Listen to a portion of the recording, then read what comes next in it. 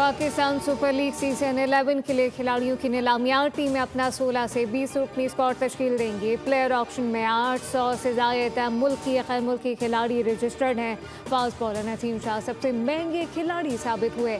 8 करोड़ 65 लाख रुपए में रावलपिंडी ने खरीद लिया। फ़हीम अशरफ 8.5 करोड़ रुपए में इस्लामाबाद यूनाइटेड में वापस आ गए। फहर जमान को 7 करोड़ 95 लाख रुपए में, लाहौर कलंदर और डेविड वार्नर को 7 करोड़ 90 लाख में दोबारा कराची किंग्स ने हासिल किया। पाकिस्तानी T20 कप्तान सलमान अली आगा को 5 करोड़ 85 लाख रुपए में कराची किंग्स ने खरीदा।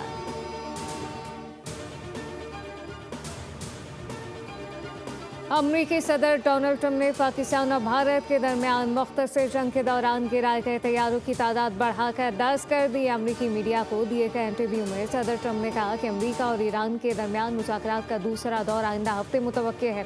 ईरान इस बार संजीदगी से बातचीत कर रहा है क्योंकि उसे अमरीकी फौजी ताकत का अंदाजा हो चुका। अमरीकी सदर ने मुज़ाकरात नाकामी की सूरत में ईरान के खिलाफ फौजी कार्रवाई के लिए खत्ते में एक और बहरी बेड़ा तैनात करने से खबरदार कर दिया। हेडलाइंस आपने जानी। फिलवक्त इतना ही। मजीद खबरों और अपडेट्स के लिए विजिट कीजिए हमारी वेबसाइट boolnews.com। आप देखते रहिए बोल न्यूज़। सब्सक्राइब करें और बेल दबाएं ताकि कोई खबर रह न जाए।